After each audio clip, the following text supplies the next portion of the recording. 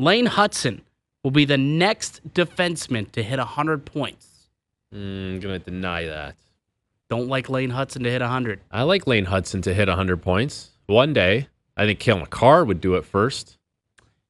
Yeah, Cale Makar probably Cale would. Makar. I wonder, was this supposed to be like a guy who hadn't hit that mark? Actually, has Cale hit 100? I don't think Cale Makar Maybe he has hasn't hit 100 points. You're right. I don't think he's hit 100 points. No, You're right. He hit 90 2 years ago, 92 last year. Yeah. And I don't think Quinn Hughes has hit 100 either. He hasn't hit 100 The last either. guy to hit 100 was the Eric Carlson year. Right. And he won the Norris.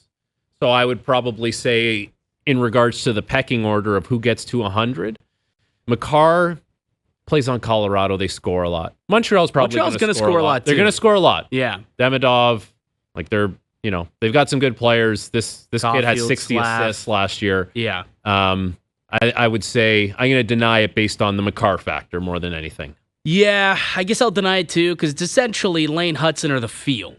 And That's such a haze line. Right? That's such a hazy Well, you just line feel that you just better with pulled the out. field than you do with Lane Hutson. But look, 100 points is that's not something that happens every day. Like that is an outstanding number to get to. And the fact that Lane Hutson's even in the conversation to maybe get to 100 one day is pretty impressive stuff. But yeah, like Cale Makar, Quinn Hughes, like Zach Werenski was flirting with it last year, the season that he had in Columbus. I think that's a team too that is going to score a lot more over the next few seasons. Could he maybe get into that range? Potentially. So I would feel better with the field and deny that Hudson's the next guy to get there. But You one can day take the possibly. field, but there's like three guys, really, Right. that you would put in that category. Right, but you think he gets there? You think he hits 100 at some point in his career?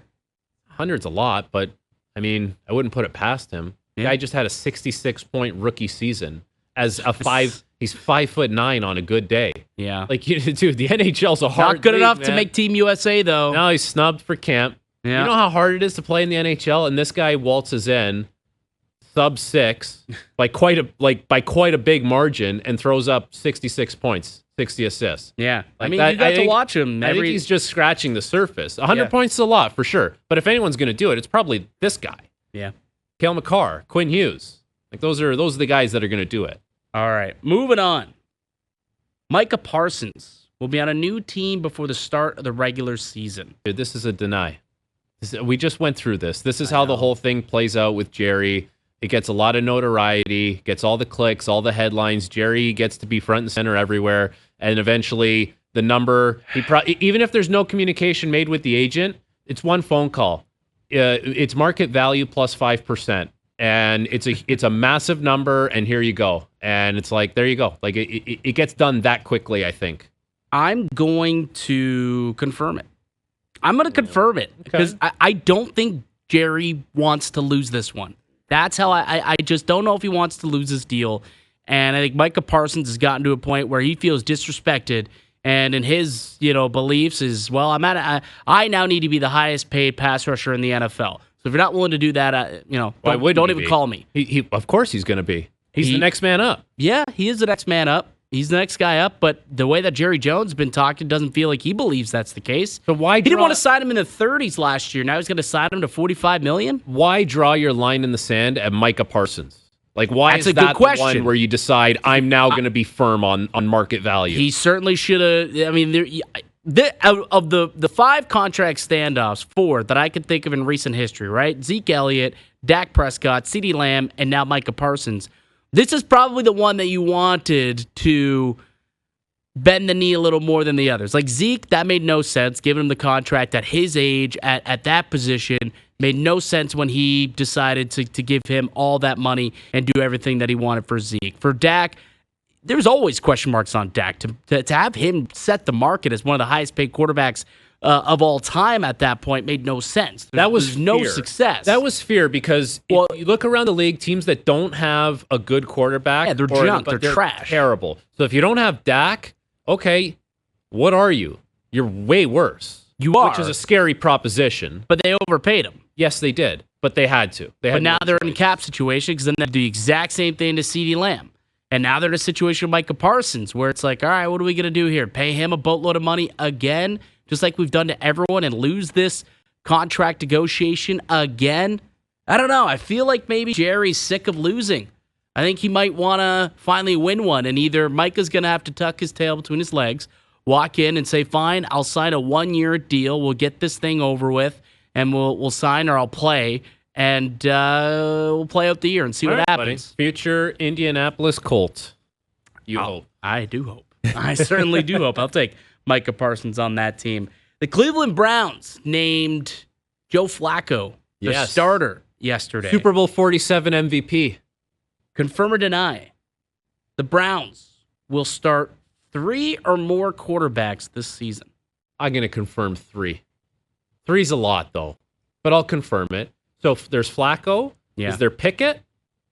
Kenny Pickett? Right? He's in the mix, yeah. So right now they got Shedeur Sanders would be like 4th or 5th. Dylan Gabriel is the other guy who's there. 3's a lot, but it's not a lot for the Browns.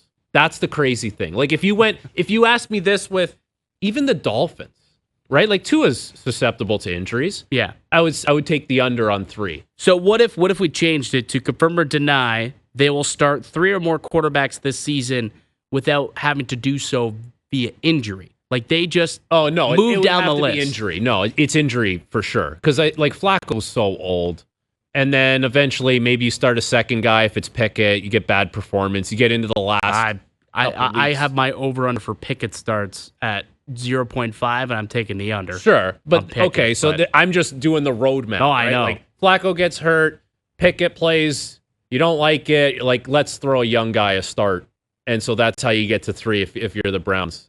I'll confirm it. It sounds crazy to say, but just because given the Browns' history, I don't know. It doesn't feel that crazy based on what's gone on at the quarterback position there. Yeah, I'll confirm it as well. But I think confirming that? I'm going to confirm that, yeah. Wow. I am going to confirm this. Just because, Joe Flacco's not your future, and you just took a guy in the 3rd round in Dylan Gabriel, who you obviously like. You spent a day 2 pick on him. So Joe Flacco gets, this team ends up, look at what their schedule is the first 6 weeks of the season. Dude, over-under on wins, you could probably, 3? It's more than that, but it's going to be, it's probably They're pretty low. They're going to get humbled in that division. Dude, for week 1, they've got the Bengals, then the Ravens, then the Packers, then the Lions, then the Vikings, then the Steelers. Those are their first 6 games on the slate. It could be 0-6. Could be. To start the season. Although the Bengals, historically, like you said, don't start very well. You're right. They don't. But you would hope that now that they're playing preseason games, you're going to reverse that trend. Yeah. And beat the Browns week 1. If they don't beat the Browns week 1, boy, oh boy. Yeah, you'll have to come up with a new game plan. Like maybe get an O-line. Yeah, that might be the case. But like you think about it, after those 7 games, they'll probably, at most, let's say they win one of them. Like, realistically, they're not going to beat the Ravens, Packers, Lions, Vikings, and in Pittsburgh, I just don't see it happening. So they could be 0-6, 1-5. Then they're taking on the Vikings, and then they got the Dolphins they play. That's a game where I circle and I think, okay, that's a little spot for Shedeur Sanders or Dylan Gabriel. But if either of those two falter over the course of the next few weeks after that, you move to the next guy. So I think they legitimately could want to get a look at both of those quarterbacks. But if you're not winning games anyway, who cares? They're not going to win games. They're in way too difficult of a division. Right. So you start off 0-6, your first 6 weeks. Okay, you're moving away from Flacco, going to Dylan Gabriel, let's say. All right. He goes 1-4 and 5 starts. All right, let's see what Shedeur Sanders has. Like that's how I see the season going for the Cleveland Browns. All right, buddy. Personally. Okay, there we go. All right. We got time for what? Yeah, we got a couple more here. Let's let them fly. Bobby Webster will outlast Ross Atkins in Toronto. Yeah, now, this is a tough one because Ross is he's a man of the people now. He's up in the 500, not in the 500s, but he's going into the bleachers. Oh, sorry. Shapiro was up there. Yeah, Ross Atkins. But the thing is, they're like a package deal. They're tied at the hip right now. They're tied together. Shapiro and Atkins. They're basically one and the same. I'm going to say that Bobby Webster will. I'm going to confirm this because of the new promotion. When you're out of the firing line, call it, and now you're not just the GM anymore, you get a little more autonomy. You get to make some decisions. You can move some things around. I think there's probably a longer shelf life there. Also, the Raptors aren't in win now mode. So it's like when you look at what the next 10 years could look like, it could be, okay, we're building for a few years. Okay, now we're on the cusp for a few years. Now we're entering our, okay, we're trying to compete years. What's that? That could take 10 years. Okay, 5 years, 6 years. But you know what I mean? Bobby don't have that type of time. You can stretch that out. I'm going to deny it. I'm going to deny it, honestly. The Bobby Webster quasi-promotion, like, I don't know if you can look at it like that. Essentially, they just decided, okay, what Bobby's been doing since the day we fired Masai, he's going to keep doing that, making basketball operations decisions, and we'll appoint him as the head of basketball operations.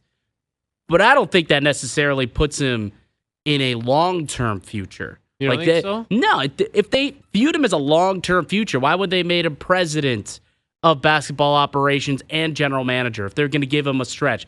I think that they look at it and basically it's a prove it, right? It's Bobby, you've got this year to prove that things can go in the positive direction. If not, he's out of there next summer. And they're going to bring in a whole new crop. Wow. They didn't make him president for a reason, right? Yeah. You'd have to think. If they felt like he could be the long-term plan who could turn this thing around and bring the Raptors back to stardom, they probably would have appointed him president and keep him with the general manager title for this year. Maybe they go out and they get a GM to work underneath him afterward. All right. But I think, Ross, and what you've seen here in Toronto this season, things are looking on the up and up. And I think this is a team that could be competitive for a long time. Now they've got Vlad in tow for the next 14 years. Yeah. Right? Get Bo done at some point. If you can get Bo done at some point too, now you've got your 1-2 punch going down the lane here over the next few years. So yeah, I'll deny it. I think Ross will be in Toronto longer than Bobby Webster. Okay. All right, we'll go back to football quickly. Is it Super Bowl? It is Super Bowl or bust this season for Sean McDermott and his future with the Buffalo Bills. Ooh. You would think so, but I will deny the Super Bowl or bust thing. I think you're constantly just saying, like, this team can make, whether it's the right decision at the right time. And I think, a lot of that comes down to him. That's on McDermott. That's on him, for sure. They've made improvements, or they're saying at least that they've made improvements to the defensive side of the ball, which is not necessarily the thing that has hurt them or lost them the games at the big time. I think if they continue to kind of knock on the door, I'm going to say not this year. I think I'm going to confirm it. Yeah, I think that they have to have that success. They got to finally get over the hump for McDermott to save his job. We were having this conversation in the last 3 years. We've had this conversation about should they move on from McDermott? Is he the guy that can get it done in Buffalo? And it's been proven time and time and time again that he just has not been that guy for the Bills. So if they can't get it done again, I think they have to go in a different direction. They got to get a new voice in there that maybe can take them into that next stratosphere. Because clearly McDermott, how many kicks at the can you got to give that group? I know. I heard Carlo talking about it the other day on the morning show too. That I think there's a lot of Bills fans that just think this team, they're a very good team. They can't win with that guy as the coach. Right. They won't win the big one. That's unfortunate, but he has a chance to do it this year at least.